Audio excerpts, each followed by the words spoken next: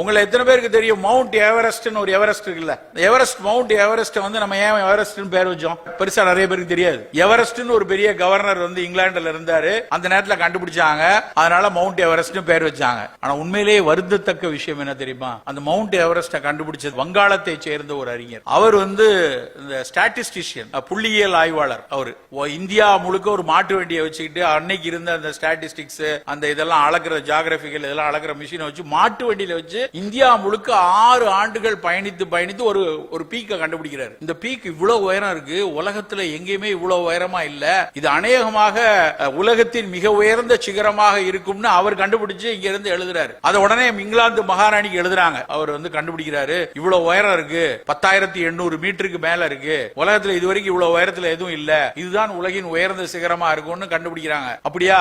அப்ப இப்ப இருக்க கவர்னர் பேர் அதை வச்சிருங்க, மவுண்ட் எவரெஸ்ட் அப்படின்னு வச்சுட்டாங்க. ஆனால் அதற்கு பணியாற்றிய ஒரு இந்தியனுடைய முகமோ பெயரோ நம்ம யாருக்குமே தெரியாது. உலகம் இப்படிதான் இருக்கும். ஆனா அந்த வரலாறை பார்க்கும்போது அவன் அன்னைக்கு கண்டுபிடிச்சான். இன்னைக்கு நாம இங்க பேசிக் கொண்டிருக்கிறோம் இல்லையா, இதுக்கான ஒரு பெர்சிவரன்ஸ், அந்த வேலை அவருடைய அந்த அறிவியலை அந்த நம்பியதனால் தான் அது நடந்தது.